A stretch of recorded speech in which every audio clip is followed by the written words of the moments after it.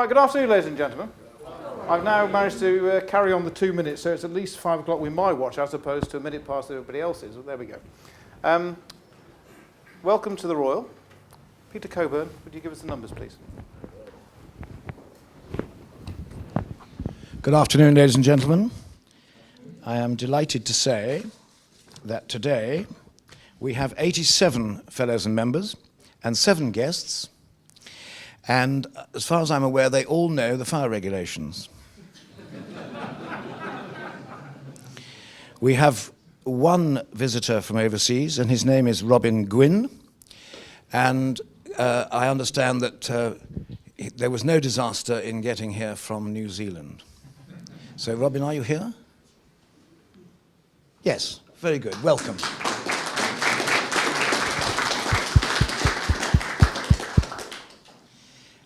Is there anybody else here, either from overseas or here for the first time? Yes. I'm here for the first time. Excellent. And your name, sir? Steve Ellis. Steve Ellis. Steve, welcome.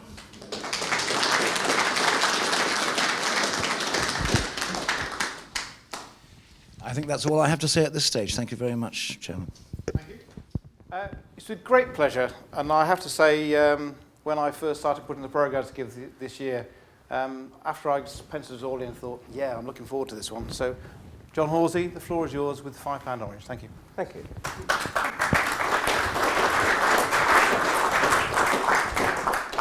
Oh, good evening, everybody.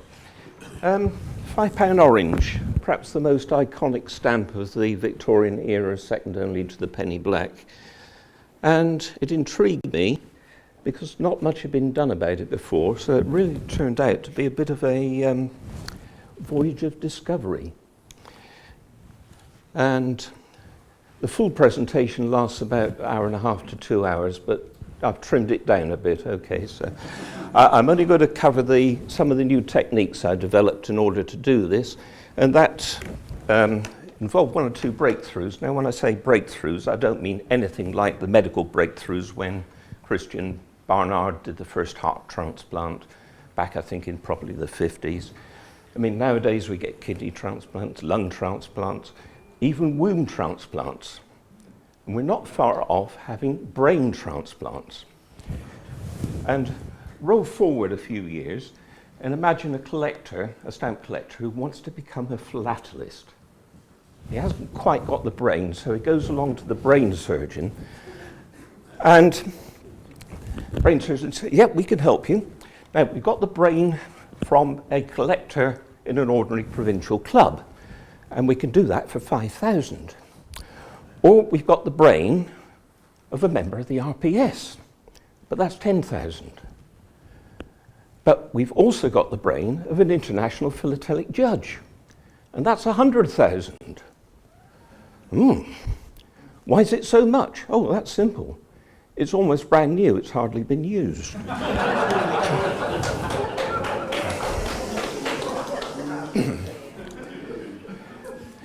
Anyway, so we've done some technical breakthroughs, but I've limited it to equipment that an average collector might have, not some of this multi-expensive stuff that is also available.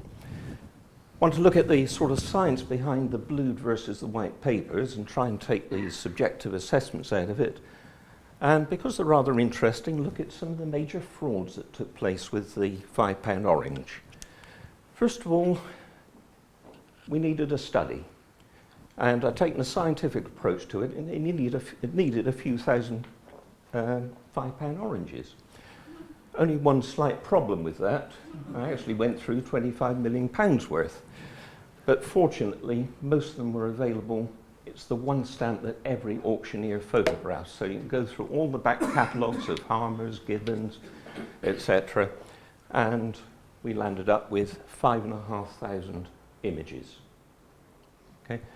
For those, we recorded just about everything, the date, the corner letters, the town they were used in, types of councils, etc., and also kept the images on the computer. We found quite a lot of the same stamp cropping up a few years later, so we had to eliminate the duplicates, but we actually got it down to about 3,500 unique £5 oranges. and I figured that was enough to do a study on.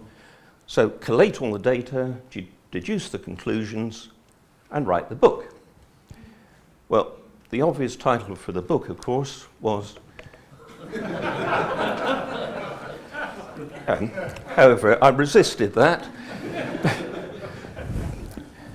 Right, let's just take a quick look at the need for the £5 orange. At the time when the Telegraphs first came out, the highest value was the 5 bob, and £5 worth of 5 bobs takes up a rather lot of space. Indeed, the majority of the size of the telegram form. But you say, would they use £5 on a telegram? Well, if I tell you that Bermuda was £1 3 4 a word, you can soon get to £5. So there was a need for a £5, so work started on it and went through a number of essays, and this one's from the Royal Philatelic Collection, and it's the closest one to the £5 as it exists. So they went ahead from that. De La Rue made a die. Gibbons lists 10 different dies, and here they all are. They go from the 8th of November to the 17th. There's also one that's undated there. Now, that one's always thought to be the final proof. It isn't. It's dated around the 15th of November. The real question is, why are there so many? I mean, they're obviously all different because they've got different dates in the corner, but that's not the reason why they're different. So we sort of thought we better set about finding out why there are so many different and what the differences between them are. Now, one of them is quite obvious. Between the 9th and 8th and the 9th, if we look in the corner there, you see there's little black blobs. There's no black blobs on the second one. So it's a fairly obvious change, and it actually improves the image slightly because the black blobs detract from Victoria. Yeah? For some of the others, we need a new technique because you're never going to find them with a magnifying glass. And this is where we have to change media slightly. And we'll go over to a video. And I better press start, otherwise nothing will happen. Right, what we got, this is in Photoshop, and we've got 2 £5 orange die proofs, and what I've done is made that one semi-transparent. Okay, and we can move it around and overlay it on the other one. Okay, so we've almost got them lined up. Not quite, but we can zoom in. Now, if you watch the H, we can see that using the arrow keys on the keyboard, we can actually get one of them to move, and here we see it moving to the left. Okay, so we've got them aligned horizontally. Now we align them vertically, and you can see the H is now clear, so we've got them exactly lined up. Now, we're looking at both images at the moment, but you're seeing through one to the other, so we need to make them both opaque again. Right, it's like having 2 different sheets of paper, but we can also switch between the images. Can you see up there we're switching between the dates? But that isn't very interesting. It becomes interesting when you zoom in. Now, take a look at this area of the crown.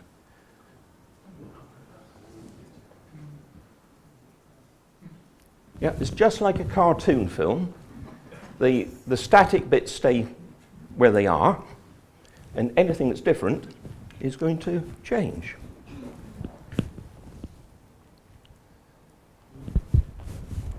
Now, that is a wonderful technique for sorting out all sorts of things. Like, I found that all the corner letters were different, and they're clearly handmade. That didn't seem to have been realized before. And the black ones were taken from the complete sheet held by the British Library. But that technique is not limited to the £5. You can use it for anything. If you want to search for differences in the pound or the halfpenny, take the scans, put them together and oscillate them. It's a bit like the old Comparatech from years and years ago, but brought up to date. Because you can zoom in on it with the modern technology. I've used it to find plate varieties and variations in stamps. I've compared postmarks using it. The corner letters we've seen are different. Compare the specimen overprints to see if they're done from the same hand stamp. And of course, if you're into GB officials or something like that, you could use it to check whether the overprints are genuine or not. I've even used it to plate penny blacks, comparing a real black with the Nissan photographs. Okay. So just ponder what you could do in your own fields with that technique. Say, it's the Comparatech brought up to date, and it is really very, very powerful. Okay, let's move quickly on to the colour trials. They came out in gold and 6 other colours. Here's the gold ones. We only did 1 sheet. Half the sheet didn't have overprints, the other had specimen written on them. So there's only 1 sheet. And that was very befitting for a £5 value. But it was going to cost a fortune, so they didn't do it. They look absolutely glorious when you catch the light right. This is a photo as opposed to a scan. And this is a blow-up of one of these little corner ornaments. Can you see little flecks of metallic gold in there? That's why they were going to cost between 4pence and 6pence a stamp. And that was a lot of money in those days. It was going to be £1 a sheet. So that was very quickly given up. And we landed up with colour trials in a sort of grey-green, a slate blue, dull claret, dull mauve, the brown lilac of the pound stamps, and this rather lovely pale ultramarine. These two are quite difficult to distinguish, which is why auction catalogues have often got them wrong. The popular one was the £5, so we were due to have the £5 blue. How about that? Does that sound better than a £5 orange? So it was decided, they were just about to go ahead with it, and it all went wrong because somebody pointed out it was rather similar to the £5 probate stamp that had been around for years. Okay, Victorian in the middle. It would have had the same perforations, £5 on either side. Now, it's very obvious what the differences are today, but think how they might look in monochromatic gaslight of the 1870s post office.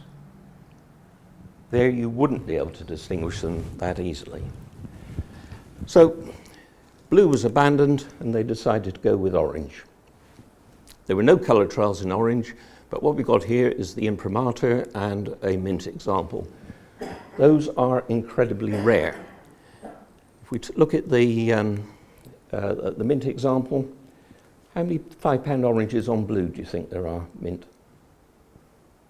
I'll tell you, it's over 100. How many of these mint are there? 8. The latest price in Gibbons is 30,000. £5 orange on blue is 70,000. They ought to be the other way round. So I'd watch the space on that in terms of catalogue value over the next few years. Of course, we had the usual crop of specimens, different types. We actually found this one existed with an invert watermark as well as the normal watermark. And that is now listed by Gibbons. In terms of used, they come with the CDS of the issuing office, and some have also got a box cancel, which is an auditing feature.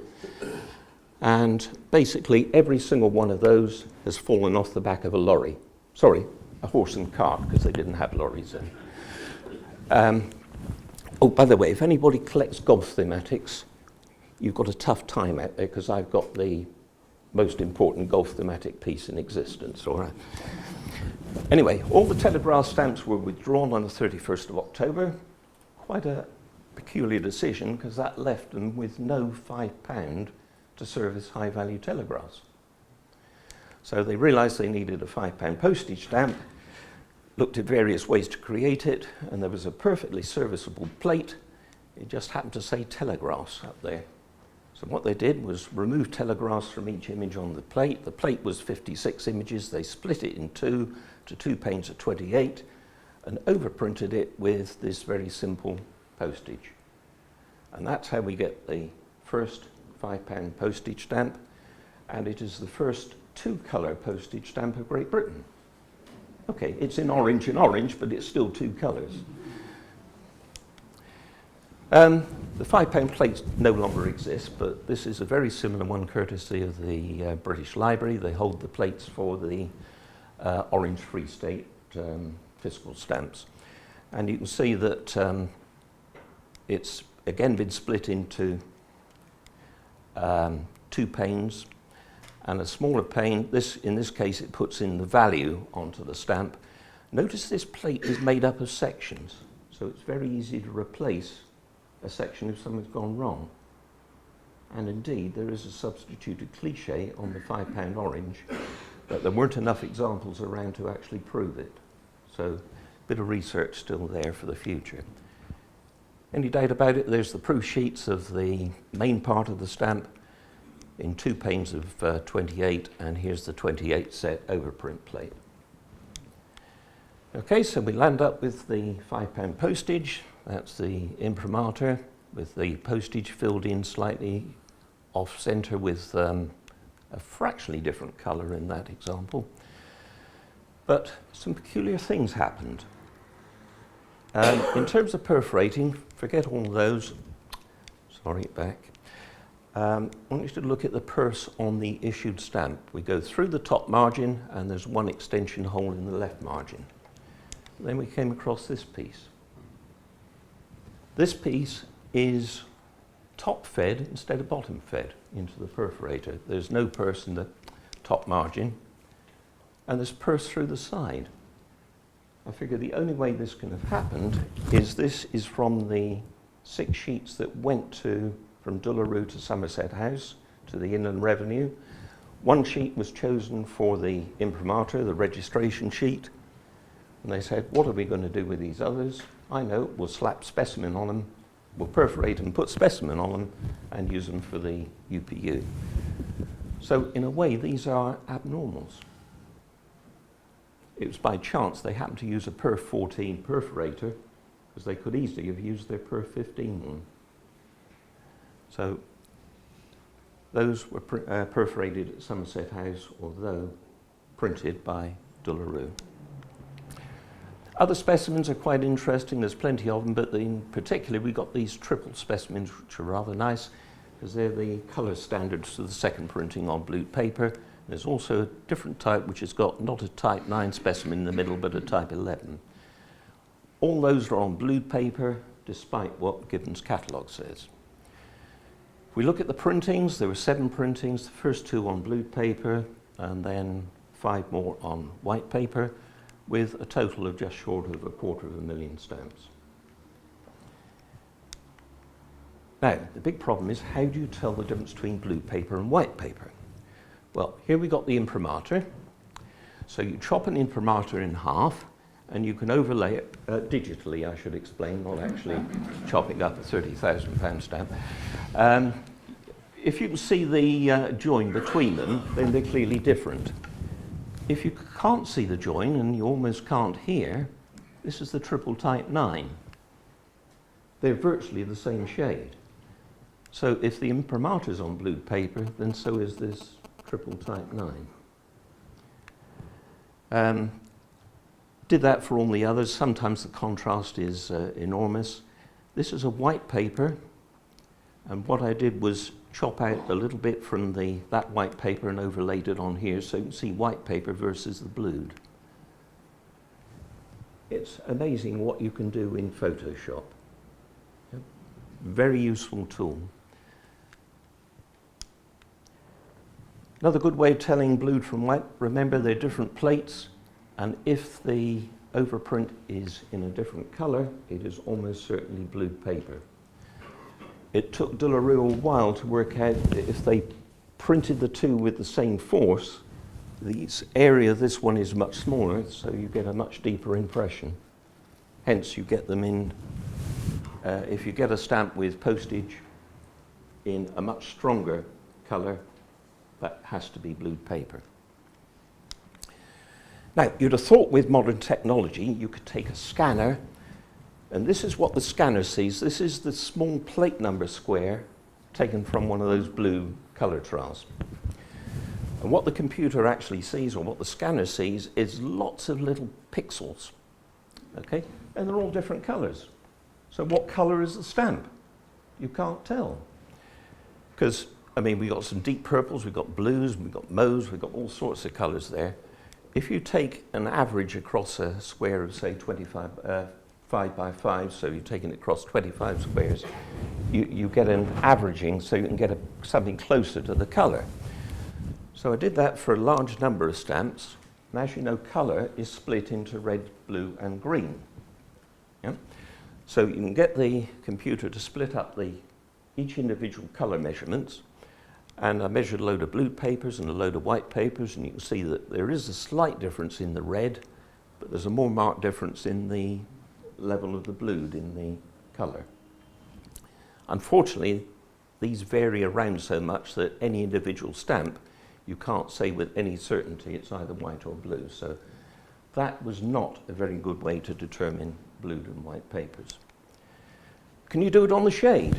Now, I'm not sure how well that's come out, but this was one of the colour proofs from the book. If you'd like to pass that round, those colours are a little more true.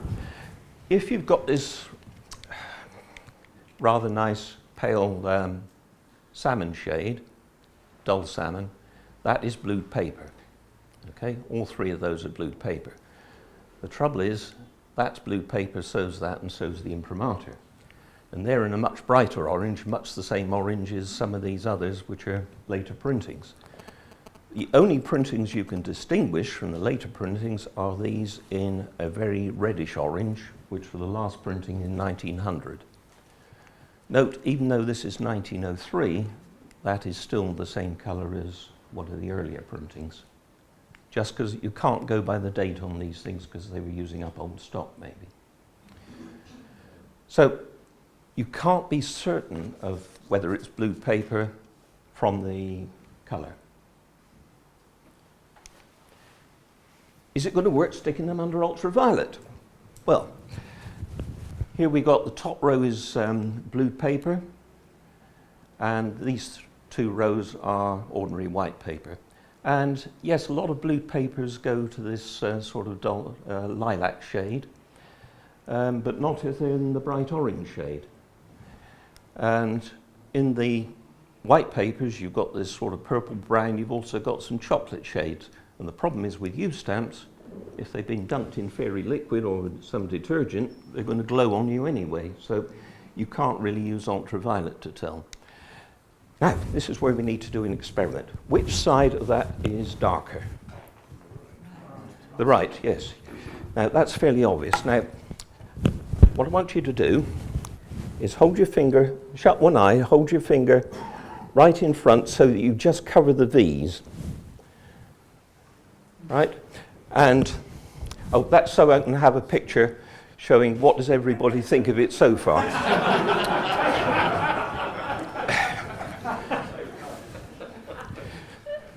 Right, when you've done that, now which side's darker?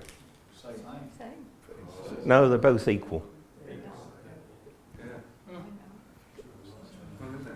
It's an optical illusion. The outer sides, outside the V, that is absolutely identical to that. But the eye gets tricked. And the eye gets tricked just as much with the £5 orange. You're looking at the colour of the paper. It's so much surrounded by the mass area of orange, you can't see the shade. But a scanner doesn't suffer from that. What I did here was to take just the panel of the £5 orange from some blue paper examples. I also took it from the Type 9 on blue, the triple Type 9, the Type 9 with two Type 9s in the Type 11, and also the imprimatur. Can you see those are all pretty much blue because you've got rid of the big mass of orange. Here we've got white papers, and there's quite a distinct jump between the two. Now, whether you can see that effect very much depends on the quality of the colour reproduction, and it's much more clear in the photo I did in the book, and it's just about visible here. You can definitely see blue shades in there suddenly switching to white as we go into the white papers. There's also some rather creamy papers as well, but I'm not too worried about that. I regard that as a scientific test for blue paper. It is quite foolproof. It is no longer subjective. Okay, everybody happy with that? Now, this leaves us with a problem. The expert committees are reluctant to give one of these gently blued paper stamps a certificate saying it's blued, because suddenly you've got a mint £5 on blue paper is 70,000 quid, on white paper it's, what is it, about 10 or 12 or something. So the gently blued ones tend to get assigned to white paper, but that's wrong. Because it may be okay for the issued stamp, but if you apply the same criteria to the specimens, the specimen type 9 on blue paper is dead common, on white paper it's incredibly scarce. And the only known example's in the frame over there. And that's the only example I've come across on truly white paper of a type 9 specimen. I think the solution is for Gibbons to define SG133A as this gently blued paper, leave 133 with its huge catalogue values, define a gently blued with a sort of intermediate catalogue value, and the white paper is as she is at the moment. That would solve all the problems, and that would allow the triple specimen to be correctly allocated to at least the gently blued SG133. Gibbons tell me they are going to change it to list it as a blued paper in the next QV Specialised. Right, a bit on how they're used. This is the most important piece in existence for the £5 orange. You've got 4 £5 oranges on blued paper, 4 pound stamps, and a 10 bob stamp. And it's known as the £24 10 piece for reasons I couldn't work out. And what this is it's clearly not registered. Those blue lines are just to tie the stamps to the form. You can see that by the way that that's just crossed through. If we look at the other side of that form, we find out what it's all about. It is a docket showing a receipt for monies received for bulk posting. World's Dispensary came in with 2,400 postcards. They didn't get to have stamps on them. They just got plonked with London postage paid and put into the mail. But World's Dispensary handed over £5 to the clerk. Same for Royal Standard and Incorporated Law Society and Hearts of Oak, which is a sort of building society that was around until about 20 years ago. And over the course of that day, the clerk received £24.10, 10 shillings that is, in his till. So at the end of the day, he was £24.10 out. He got too much money. So what he did was take £24.10's worth of stamps out of his till, stuck them on the other side of the form. His till now balanced. Okay? The form goes off to the Western Central District Office, and that's where they got cancelled with the London West Central. That is the most important piece in the £5 orange because it explains exactly what huge quantities of these things are actually used for. They're not used for postage. It is used to account for monies received for postage. So that's a subtle difference. They did get used for postage. Unfortunately, I don't own this piece, and the guy who's got it won't sell it to me. But here we've got 1 £5 and 12 pound stamps, a 17 pound packet, which could have been something weighing 51 pounds going to somewhere like Constantinople. So yes, they did get used for postage, but not very often. This one's used for postage because it's on a strong manila paper. This is very stiff. It's obviously come off a strong envelope. And also note it's cancelled twice. A lot of £5 oranges have only got a single cancel. They are guaranteed all fiscal. Right? Now, if they were going to be fiscally used and cancelled for internal use within the post office, they weren't going to reach the public. So it didn't matter. If you had one of these, and supposing there was only that cancel on and not that one, and you've got another stamp that was cancelled on that side and not this one, because Joe Public received that, he could take the two stamps, overlay them, scissor job to chop them up, and he'd land up with two perfectly uncancelled halves of a £5 orange, which then, illegal as it might be, he could have reused.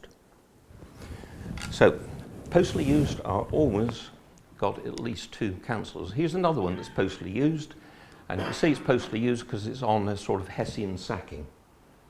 Yeah? Also note two cancels. Now, I found that in a Harmer's 1946 auction catalogue. I also found the same stamp in an SG auction in 1964, but by then it had been soaked off. So somebody ruined one of the three known pieces that you can actually prove that it's postally used. Congratulations. Here's another one that's probably postally used, but you can't prove it. But if we take the one from the previous one, you can still see the sacking there. Using that image comparison technique, we compared that with that, and apart from the date, these line up exactly. Those letters are the same. They are the same physical hand stamp. So that is probably also postally used, but it can't be proved. So in summary, the use of the £5 orange was for accounting for rather costly telegrams or maybe bulk telegrams.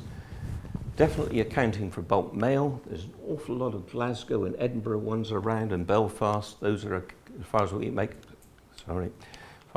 out, accounting for excise or tobacco duty. Postal use was absolutely minimal. Everybody fondly imagines this huge parcel. Well, the huge parcel actually cost 1 6p because there was a weight limit at £11. Even if you're going abroad, you couldn't get above 10 shillings. So there's absolutely no way to use a £5 orange on a parcel. You can use it on heavy overseas letters, so that's really the only practical use of them. If we take a very brief look at the cancels, we see lots of Glasgows and Edinburghs, different types of cancels. There's a whole mass of them. Get some rather rare cancels. In particular, I want to concentrate on that one, which is Exchequer Edinburgh. I came across this stamp at Stampex a few years ago, and I sort of looked at it. It got the normal accountant's office cancel on each side, which is normal for the accountant's office, but in the middle seemed to be this sort of very faint mess. It looked like another cancel, and indeed it's one of those Exchequer Edinburghs. Now, the obvious thing is collectors don't like these violet cancels, so the obvious thing is to get rid of the violet cancel so you've got a better stamp. Yeah? That is not the case, because if you look carefully at that, that's dated November, and what we can do digitally is enhance the original cancel that was there, and now you can quite clearly see it's 21st November 1891. These are January the 15th, 1892. It's nearly 2 months apart. There is no way that those two cancels can actually be legitimately associated. That can only be fraudulent use. And how it would work is a clerk in the accounts office found this in security scrap, took it home, bleached out the Edinburgh Council as best he could, brought it back into work in his pocket, and next time he needed a £5 orange, and it turned out to be January the 15th, instead of taking a brand new one out of his stock, he stuck on his doctored one. Then applied the cancels in the normal way. So that day he got away with £5. Probably a month's salary in those days. And I thought, well, that's a pretty good fraud, and the guy never got caught. It's taken 113 years for that fraud to be discovered. And I thought that might be the only one until I spotted this one on eBay. And this was only a few weeks ago. And I could just see a faint Edinburgh Exchequer Council there. It's almost impossible to see, but I stuck a huge bid on it and got it. And when you do the necessary digital adjustments on it, indeed you can see it says Edinburgh, and you can quite clearly see it says 25 of November. The same day, this guy got away with £10, 2 months' wages. Does this put the stock exchange forgery into... Right. If you thought that was the only council, take a look at this one. Over here, we've got one on eBay, and I reckon there was a specimen under there. And indeed, I blew it up, and I placed a specimen for another stamp. Can you just in there see a shadow of an S and a P there? If you look carefully, you can see slightly darkly in the outline there, there's a shape of an N. If you look, you can see all the letters there. Note, these are all 9th of December 1999 from London Chief Office. And so that one's 1st of December, but significantly this one is also 9th of December, and this one is clearly not covering a specimen. What I did was to compare this council with that, with these, with those, with that, and those councils are identical. They came off the same councillor. This one's actually got an RPS certificate saying fake councils over a raised specimen. The cert's actually wrong. They're not fake councils. They are genuine councils over a specimen. So 4 stamps in one day. And this one's the same on the 1st of December. And we know this has got a specimen under it because can you see that the postage there is in a much deeper shade? That can only be a type 9 on blue paper. Blue paper disappeared in 1889, and here we are 10 years later. It cannot be blue paper, cannot be a current stamp, hence that is also a specimen. So in the space of just about a week, this guy got away with £20. And these are only the ones that we happen to have come across. Just how big was this fraud? How are we doing on time? Okay. Right, just quickly on usage. Using the analysis, you can find out what time of day they were used, and interestingly, there was a lot used outside of post office hours. Day of the week's fairly flat. Day of the month, bit of a peak at the beginning and in the middle, otherwise fairly flat. Usage by month, lots of January and Aprils. Usage by year is quite interesting because we've got a huge peak here and a sudden dip there. And that's uncomfortable when you're trying to come across a consistent story of how these things were used. And it becomes very telling if you do by month within year, because you land up with this gap of almost 9 months with only one example. If there were a lot of postal use, that is not possible. Because if there were postal use, there would be stamps uniformly from all times. So that is proof that very few of these things were used for postally. That out of interest is a map of where they were used. And this is the one that's really telling. The blue line shows the peaks that we saw in the use by year. And an awful lot of them are Edinburgh and Glasgow and Belfast. So I took those out, and then we land up with this green line. But an awful lot of them are also Manchester accounts, Glasgow accounts, and various other accounting. So I took those out, and we land up with this magenta line, which is pretty much flat. Doesn't explain these peaks, though. We explained those when we found out that the numbers observed is vastly greater than there was in this period for the numbers actually issued to post offices. And if we adjust those figures, we land up with this little line down there. And I'd say that line is pretty much flat throughout its use. So we got a nice consistent picture. That is the background use for telegrams, postage, and accounting for bulk mail. Everything else is some different form of accounting. And the reason there's loads of these is there were some vast liberations at that time. By liberations, I mean fell off the back of a lorry. If we take a very quick look at the varieties, everybody knows about the TA and JC frame brakes. If you think they were good, take a look at this on a £5 orange. There are some amazing plate varieties on the £5 orange. Finally, the whole thing ended up with the Edward VII, which never proceeded to an actual stamp. It only got to the die proof. And this one has only just been listed by Gibbons because it's signed in the corner. Only 2 of those known. There's one in the frames over there. Of course, the book covers the Cinderella. If you can't beat them, join them. So I created that one. Loads of forgeries talked about in the book.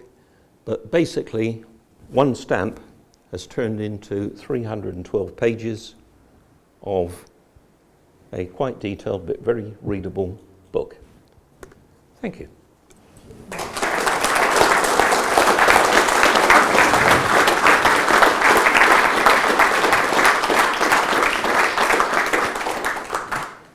Thank you, John. What the audience don't know is they can get their quiz sheets about the techniques he discovered downstairs in the large library before you get your glass of wine. Thank you. Richard Stone. Mr. President, John, ladies and gentlemen, it's a great pleasure to have the opportunity to propose a vote of thanks to John for this outstanding display and presentation this afternoon. He's taken us through the whole spectrum of one single stamp and presented every aspect of it in a very detailed and scientific way. And I don't think that has been done at a 5 o'clock display previously. He also introduced his display by saying, well, normally it takes an hour and a half. Now, if anybody says to me in future, how do you cut down an hour and a half display to 30 minutes, my answer will be, talk to John Horsey about it. John, it's been excellent. You've covered every aspect of the stamp in the greatest detail that I think we've ever seen. And I would ask every member here and guest to put their hands together and join me in thanking you for a brilliant and very informative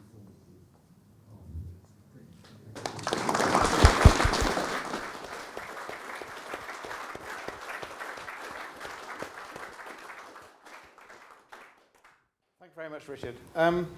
Questions from the floor? Don't we have an opportunity? Without my glass, is that David? It is. Yes, I recognise the tie. It's strange, that. Mr. Beach. We better use this for posterity and those at home. John, I congratulate you as well. You've quite rightly mentioned the blue paper test. I have 2 questions for you. How does this get round faked blue paper? And the second question is, has any expertising body approached you about the actual application of this test for stamps that are certified? Because without that, the whole thing is quite meaningless in the trade context. It doesn't deal with the fake blue paper, though I suspect that would show up as a very different shade in that same test. In terms of the expert committees, we had a little chat this afternoon about it.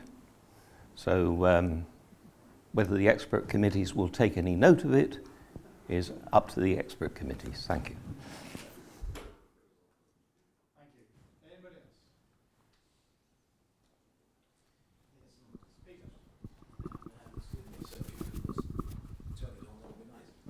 John, Photoshop. Amazing ability that you have to use what is an equally amazing piece of software. Where do we get lessons? Well, I'll do personal tuition at £2,000 a day, okay? You don't have to use Photoshop. There are other cheaper packages around. I just happened to have it because I needed it from county auctions, but there are cheaper packages that will do similar things. Can I just interject there? There was a wonderful article that John wrote in Gibbons Monthly 2-3 years ago now. Probably, yeah. Yes, actually explaining exactly how he used Photoshop. And it will be in the library downstairs. If not, I'm sure. Do you happen to know the reference? I don't know it, but do look it up in Gibbons. It's in the book anyway. Oh, fine. It's in the book. Available at a very reasonable price as a vendor near you, yes. And so if I may, people, it was the last... Excuse me, could you wait for the microphone? Sorry. Have the microphone? Also, Peter, I don't have to turn this thing on. No, you don't. Also, Peter, in the last edition of the Sarawak Society journal, there was an article about it as well by Lifa on, if you remember it. No. No. Not that I recollect, but no. Okay, thank you. Any more questions? No? Thank you very much. In which case, just leaves me to give you a plaquette. Let me come over there. I'm taking out his box. This has been fantastic. Thank you ever so much, John. It's Thank been you. on behalf of the Society. Thank you. One for the photos. We're able to show the medal and smile. We'll have a mocking take. Thank you.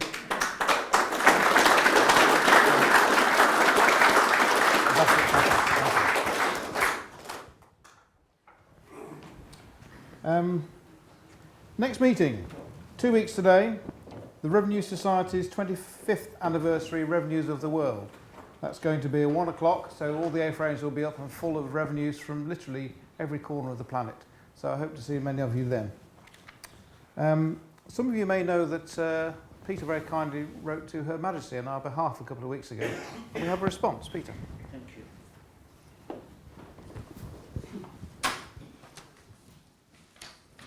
As you know, I wrote to her after the display that we had a couple of weeks ago, but I had in fact written to her previously on the 9th of September, when she became the longest reigning monarch of this country. And I had a reply which says, "Dear Mr. Coburn, the Queen has asked me to thank you for your kind letter sent on behalf of the President, Fellows and members of the Royal Philatelic Society, London, on the occasion of Her Majesty becoming the longest reigning monarch of the United Kingdom on the 9th of September. The Queen has asked me to send her best wishes to you and all concerned.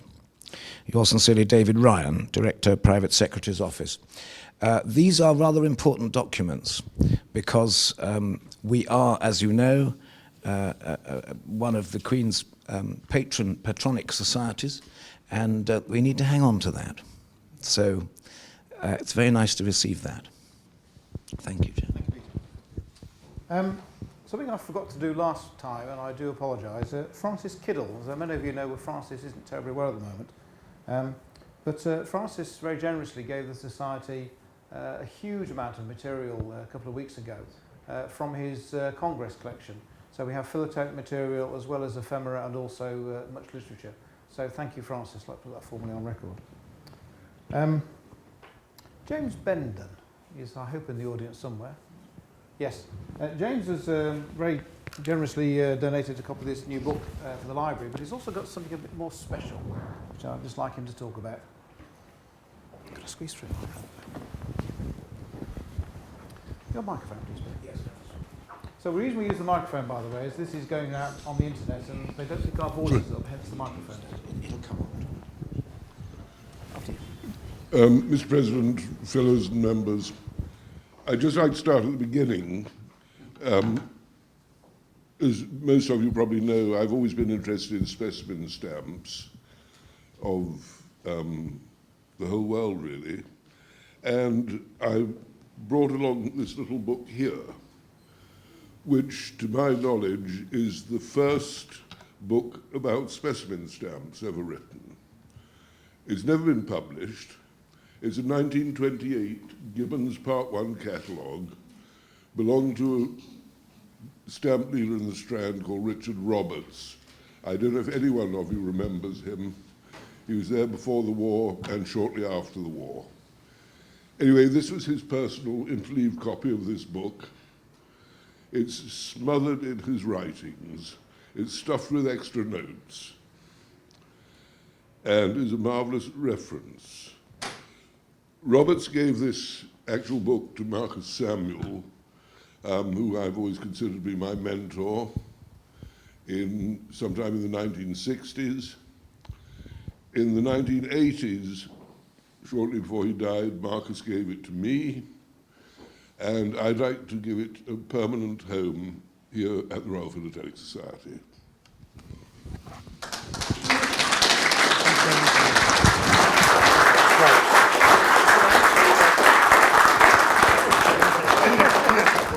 pass it straight to the librarian. Oh, we all pose first. We all pose first. This is brilliant. That's it. Smile, please. Take a couple. Thank you. Thank you so much, James. It's most appreciated. Thank you. Ben can look after it. Very much. Right, I've only one last announcement. The 1st of October is today. The tickets are now available online for the Royals dinner in New York. I have to say, last week, 2 weeks ago, I was rather embarrassed and vague about the price of these tickets. They are £125 per ticket. However, what I will say is the Palmaris, either the following day or the day after, is $300 a ticket. So maybe it's good value. So they are already selling, and I suspect it will sell out. So if you happen to be in New York, please can I urge you to either pop down and see Tina or just book one online. It's now available to book on the website. Thank you very much. Thank you, John. Super evening. The material will be in the frames another, what should we say, 1:15-ish? Would that suit you? Yes. Alternatively, the bar is open downstairs. Thank you very much for coming.